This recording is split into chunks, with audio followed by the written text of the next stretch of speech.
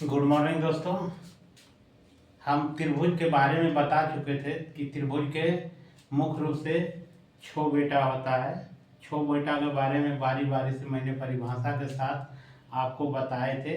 अब शुरुआती बेटा का जो बड़ा बेटा है उसके बारे में हम चल रहे हैं, या समबाहु त्रिभुज जिसको कहते हैं। पहला जो था समबाहु त्रिभुज। समबाहु त्रिभुज में हम बता चुके थे दोस्तों, यदि नहीं वीडियो देखें तो उसको देख लीजिएगा।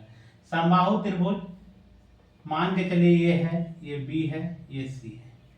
समबाहु त्रिभुज में तीनों भुजाओं का योग हमेशा समान होगा। तीनों कोणों का मान हमेशा समान होता है। समबाहु त्रिभुज में क्या होगा, तीनों कोण का मान हमेशा समान होगा, वो समबाहु त्रिभुज कहलाएगा। मान के असमबाहु त्रिभुज में प्रत्येक कोण का मान 60 डिग्री होता है। समबाहु त्रिभुज के प्रत्येक कोण का मान कितना होगा, 60 डिग्री होगा। इसलिए क्योंकि समबाहु त्रिभुज का परिभाषा बोल रहा है दोस्तों कि समबाहु त्रिभुज का प्रत्येक कोण का मान क्या होता है, बराबर होता है। ये चीज भी बता चुके हैं कि किसी भी त्रिभुज के तीनों कोण का मान का योग जो होता है 180 डिग्री होता है। 180 डिग्री होगा, इसलिए 60 डिग्री। प्रत्येक कोण का मान क्या बोल रहे हैं, बराबर होने का मतलब क्या है, यदि 60 डिग्री होगा तभी तो आपका आएगा 180 डिग्री।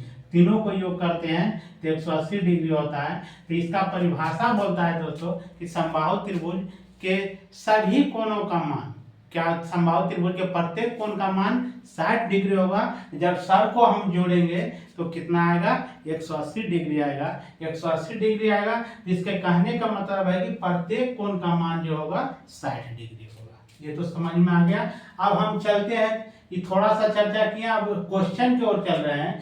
कह रहा है कि किसी समबाहु त्रिभुज के एक भुजा 4√3 cm है। तो इसमें 3 सवाल दिया है। पहला नंबर में क्षेत्रफल, दूसरा में परिमाप, तीसरा में शीर्ष बिंदु पर डाले गए लंब की लंबाई। मान के चलिए यहाँ से डाल दिया है लंब यहाँ, और ये हो गया डी, यानी एडी का मान पूछ रहा है। इसमें क्या पूछ रहा है, एडी का मान भी पूछ रहा है। तो सबसे पहले हम लाते हैं, पहला नंबर है क्षेत्रफल। समबाहु त्रिभुज का क्षेत्रफल बराबर होता है दोस्तों √3/4 गुना भुजा स्क्वायर, यानी √3/4 और गुना क्या हो जाएगा, भुजा स्क्वायर।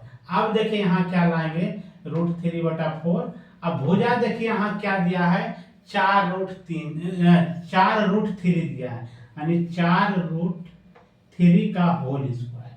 अब इसको हम स्क्वायर का मतलब होता है कि 4√3 को 2 बार हम लिखेंगे। इसको क्या लिखेंगे, √3/4 गुना 4√3 और गुना 4√3।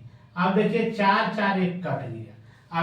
अब क्या करेंगे, 4 कट गया, तो अब इसको क्या करिएगा, गुना करना।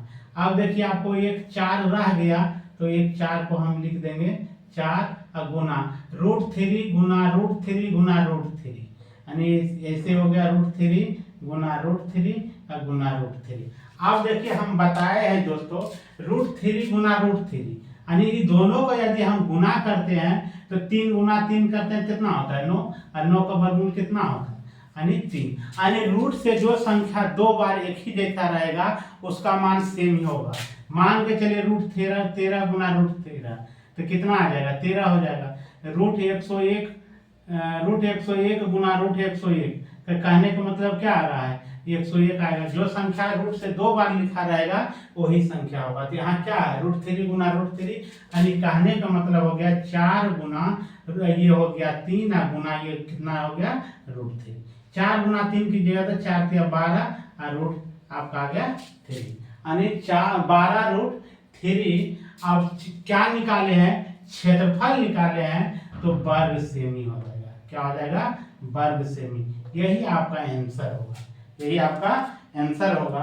अब देखिए दूसरा नंबर में कह रहा है दोस्तों, आप तो ये समझ गए। दूसरा नंबर में आपका बोल रहा है क्या निकालने के लिए, परिमाप निकालने के लिए।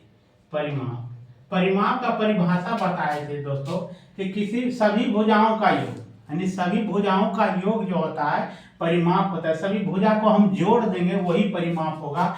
मान के चलिए भुजा आपका क्या, परिमाप कहने का मतलब एक भुजा दिया है, पर एक भुजा का मतलब क्या है, ये हो गया 4√3, ये भी होगा 4√3 और ये भी होगा 4√3, इसी तरह से होगा।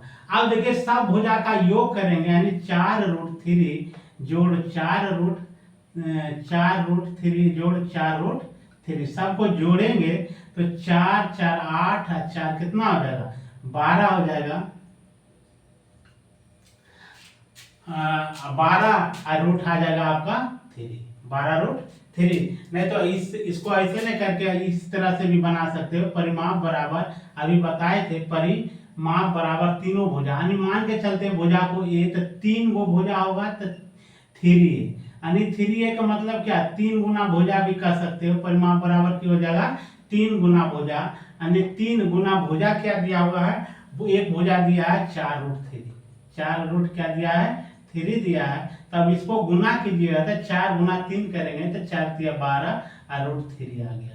तो इसी को अपना लीजिएगा, नहीं तो इसको जोड़िएगा तो उतना ही आएगा। अब देखिए इसमें वर्ग नहीं लगेगा दोस्तों, क्योंकि इसका यूनिट जो होगा, जो में जिसमें रहेगा सेमी में तो सेमी लिखाएगा, मीटर में तो मीटर, किलोमीटर में तो किलोमीटर। अब यहाँ क्या हो जाएगा, 12√3 cm हो गया, 12√3 cm, यही रिक्वायर्ड आंसर हो गया। अब लास्ट में बोल रहा है शीर्ष बिंदु पर डाले गए लंब की लंबाई। अब देखिए तीसरा नंबर में कह रहा है शीर्ष बिंदु पर डाले गए लंब की लंबाई।